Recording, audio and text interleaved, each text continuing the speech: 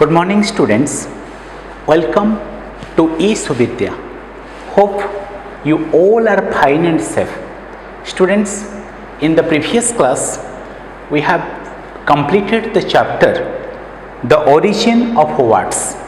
Today I am summing up the chapter The Origin of Words. So students, as we have discussed, many words in the English language come from the names of a people. When anything is invented or discovered, then the name of the inventor or scientist or discoverer is given to that thing. So students, you may have eaten sandwich, and you may have heard the word sandwich, and also you may have also eaten sandwiches. So the term sandwich is associated with a British nobleman, or in English nobleman named John Montagu, fourth Earl of Sandwich. So students, a sandwich is prepared with two slices of bread or two buttered slices of bread having a thin layer of meat or egg or vegetables in between. So students, how the name sandwich is associated with the name of this British nobleman. So John Montagu IV, the Earl of Sandwich, was fond of playing cards. So he often played for hours and hours. Once he played for 24 hours. So when he played for 24 hours, he would not go to his home to eat. So his servants would bring bread and meat for him. So in order to eat, he will not stop playing. So he will put meat in between two slices of bread, and putting meat in between two slices of bread, he will hold in one hand and will also start playing in the other hand. So while eating, he will start playing. So soon others also started doing the same thing. They also started putting meat in between two slices of bread and starts eating. So the new method of eating was very easy, and people named it after the name of John Montagu IV, the Earl of Sandwich. So the new food item was named as what? Sandwich. So what is a sandwich?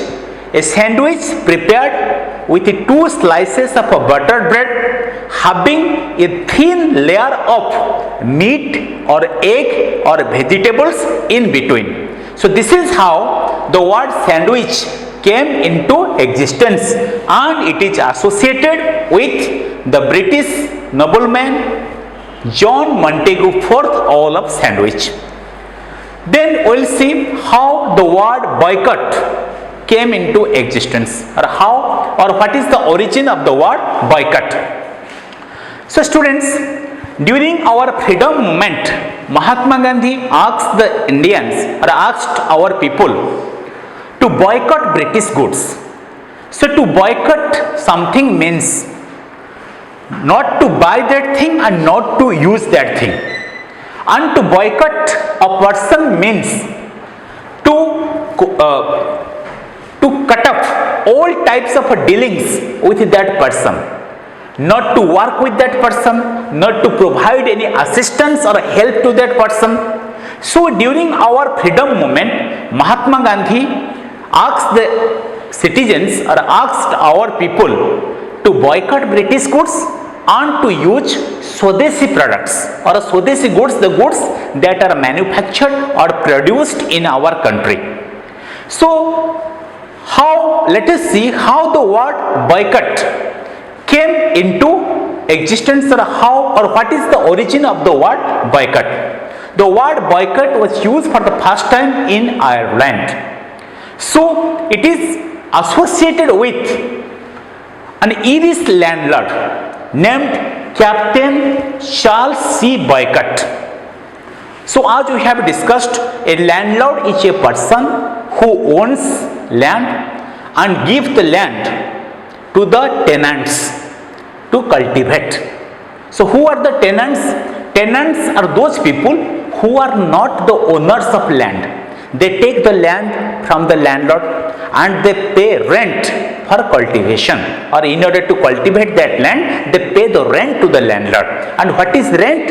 Rent is the amount of a payment that are given by the tenants to the landlord in order to use the land of the landlord. So now the tenants of Captain Charles C. Boycott requested him, proposed for charging lower rent. And when the tenants requested him or proposed him for charging lower rent, then Captain Charles C. Boycott refused to accept their proposal or refused to accept their request. So now the tenants wanted to teach him a lesson. To teach someone a lesson means, that means you want to punish that person for his doing or for his work or for his deeds, so that he will not try to repeat that work again or repeat that deed again. So now the tenants wanted to punish Captain Charles C. Boycott. So they also refused to work for Captain Charles C. Boycott. They forced his servants to leave him. They also demolished, damaged his plants and also his bushes. They even forced the postman not to deliver the letters to him. So now Captain Charles C. Boycott was in real problem. So now the harvesting season has come and he has to harvest the crops or reap the crops or collect the crops from the field. But the tenants never provided any cooperation to him. They refused to work for him. So now he had to bring the workers from the other part of the country. And when he wanted to bring the workers from the other part of the country, now the tenants also protested. They also work against such workers. So now he has to take the help of the government. The government sent 900 soldiers to protect the workers who had come from the other part of the country. So now this is how Captain Boycott, although he was a rich person, belongs to affluent section of a society, still he has to face a lot of a problem, and he appeared just like a poor person because there were no one to provide assistance to him. There were no one to help him. So Captain Charles C. Boycott appeared very poor. So when we say that we want to boycott someone, that means we want to cut up all type of a relationship with that person.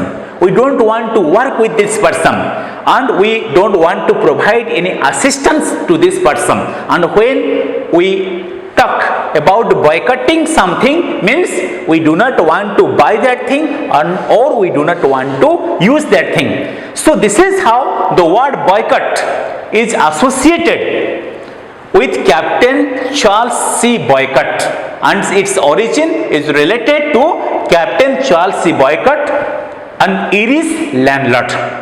So students, today we have discussed the origin of the words sandwich and boycott. So you go through the chapter thoroughly and also try to find out the new words from this portion and try to use it into meaningful sentences of your own. So thank you. Have a nice day. See you in the next class.